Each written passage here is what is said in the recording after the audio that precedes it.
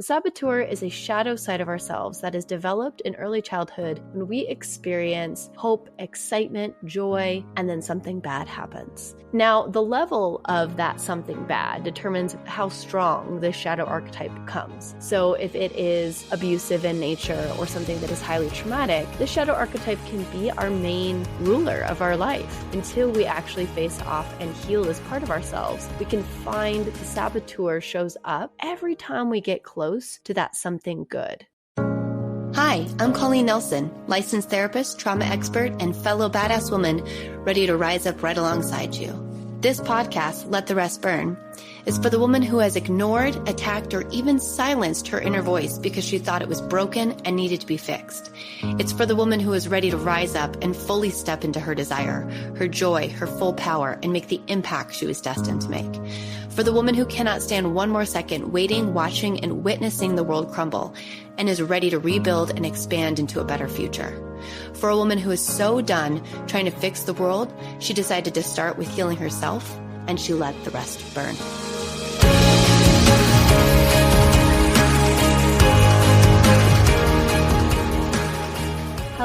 Hello, and welcome back to Let the Rest Burn. I am Colleen Nelson, and I'm here to talk to you today about the shadow archetype, the saboteur. This shadow archetype is a sneaky one, and she shows up the most for me in my schedule and in my relationships. And I'm going to dig into what that means here in just a moment. But let's talk about what the saboteur is. The saboteur is a shadow side of ourselves that is developed in early childhood when we experience hope, excitement, joy, and then something bad happens. Now, the level of that something bad determines how strong this shadow archetype becomes.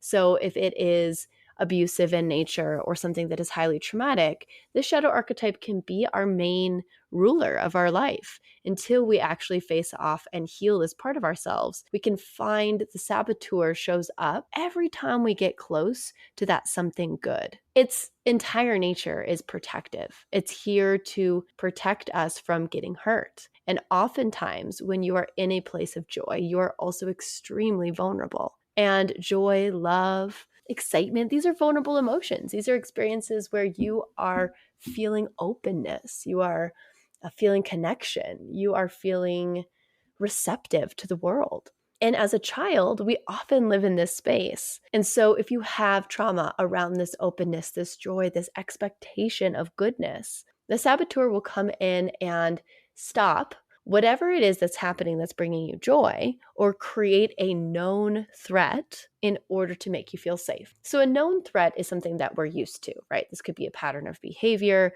This could be a certain person. This could be a addiction, but it's a known threat. We know that if we go down this path, this is what's going to happen. Versus if we go down this other path, this other place, where we are more open, where we are potentially connecting with new people, where we are falling in love, then the threat isn't really known. It's almost opening ourselves up to blindsided pain. And here's the tricky part about the saboteur.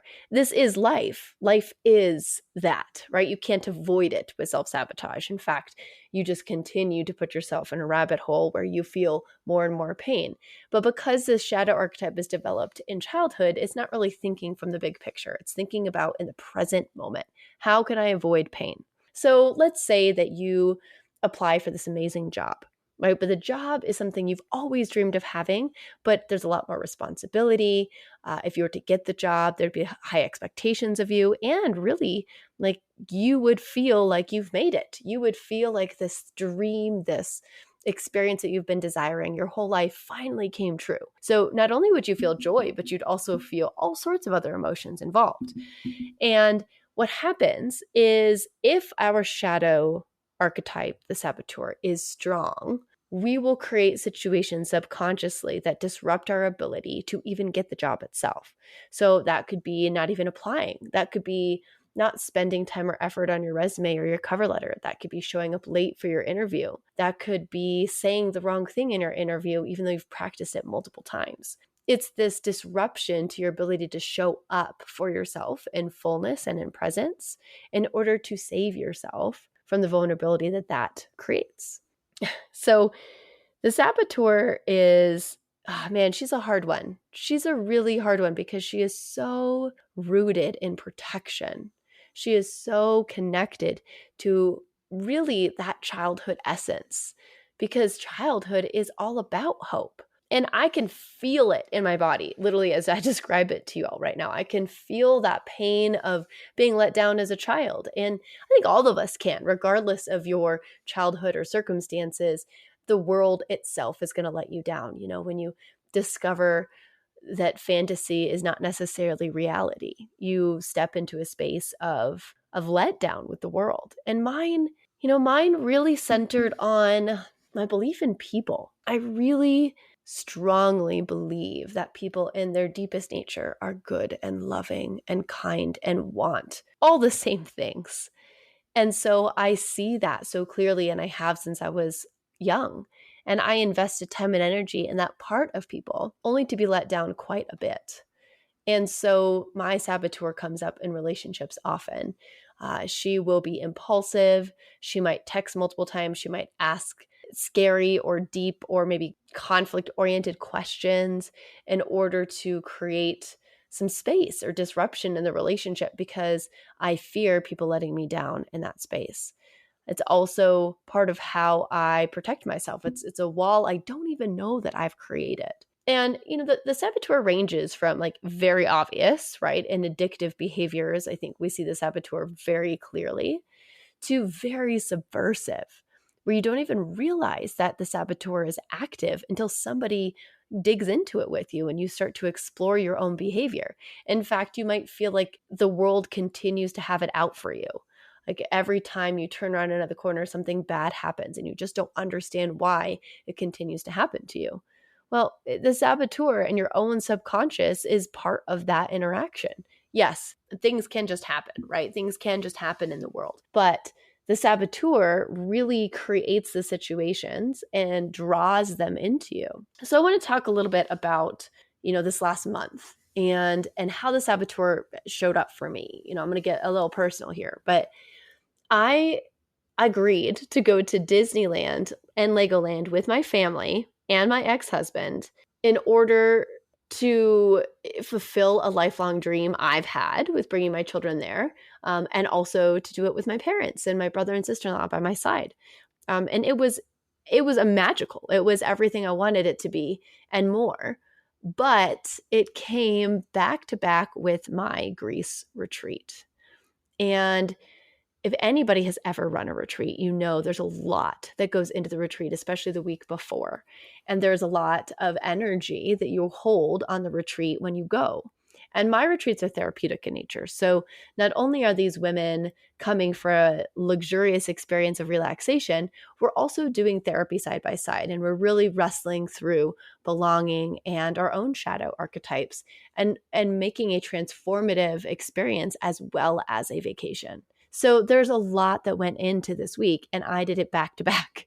So my saboteur is when I say yes to everything, or I say yes to things that I know will be challenging, and I don't create space for the integration. I don't create space for myself to just be. I create a little bit of chaos because it keeps me on my toes, and it also keeps me out of anticipation. And I don't have to sit in a space of excitement for too long. Right? If I'm overbooked, then I'm not really sitting with myself at all.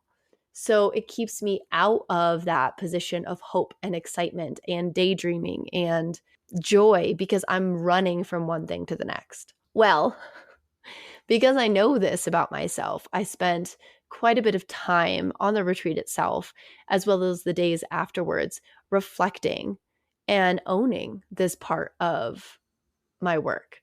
I love to do work alongside my clients. The process is never over for me. I'm here to do the work as a therapist and always will. And so really tapping into what the experience was like for me, I wouldn't say rushing into it, but not having the spaciousness around it. And really what that did for my entrance and exit in the retreat. Great example would be on my way out of the country, our flight was delayed into Athens, and I ended up having to gate check my 2 very big bags with lots and lots of stuff in them, not stuff you can typically fly on an airplane with.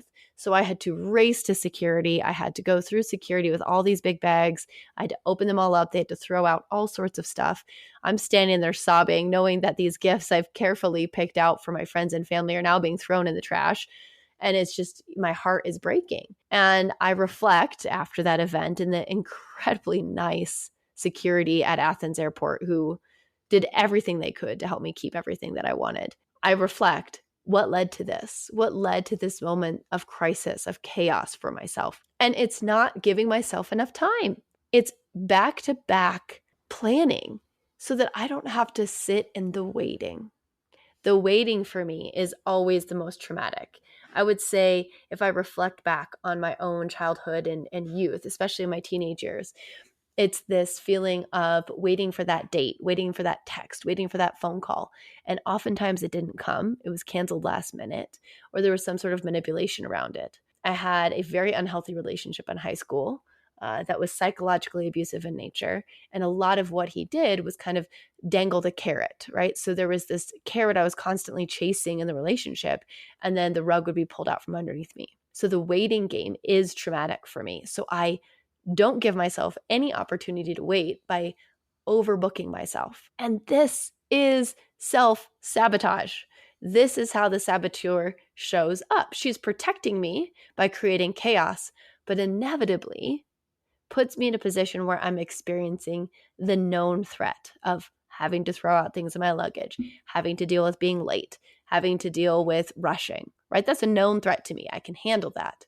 Things being taken away or people letting me down, this is much more painful. So I don't give people the opportunity to do that. I don't give myself the opportunity to sit in the excitement. I just move through it as rapidly as possible. So reflecting on this before I did the podcast today, I really wanted to come with a real example for you all. So you can hear, like, even though I know these shadow archetypes, even though I know this work, I oftentimes in my day-to-day life have to go back and reevaluate. So I've made a very clear dedication to myself that I am not overbooking, I'm not overdoing, I'm not overcreating this month. I've landed and I typically launch quite a few things. If you all are followers of me on social media, you see that I love to do workshops and masterclasses and new programs, and I love to do that. But I'm holding space for my Mexico retreat, my next retreat that I'm selling currently right now, and my one-on-one clients. And I'm staying in that space. I'm not creating more. I want to hold space for the excitement, for the feeling, for the buildup, for the waiting. And in doing so, heal that part of my body.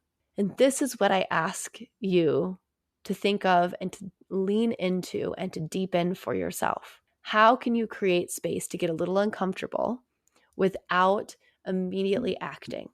Your shadow is very impulsive. It typically rushes you through the process. So the more you slow down and self-reflect, the more you can get back into your body, the more likely it is that you're going to be able to face off with these shadows and be back in a position of truth, to actually allow yourself to come back to your body, get into alignment, and do the things that you want to do. The saboteur is not here to try and harm you. None of our shadow aspects are trying to harm us. It's trying to help us stay in power and in control. But ultimately, my dears, the greatest gift of this life is in the surrender and the recognition that the power and control really only comes from internally and navigating what comes at us in life. Rather than trying to constantly control the external world and create these situations for ourselves, it's good to sit back and observe and let the world come to you and navigate each opportunity as it comes along, the good, bad, and the ugly. So let's lean in together. I'm going to create spaciousness in this next month for any of you who are excited by or want the opportunity to work with me, whether it's in a retreat space or whether it's one-on-one. I'm holding open space for you to come into my world. I invite you to step into this spaciousness with me, and let's dig in together. As always, I want you to feel into what is true for you, step fully into your life, and let the rest burn. Until next time. Thank you so much for listening. I appreciate every single second that you chose to set aside for you and the impact that you're going to have on the world today. To be inspired, to be seen, and to hold space starts with the very actions we take with ourselves. Look at the show notes for more information. Like and subscribe and share with friends if you feel inspired to. And as always, let the rest burn.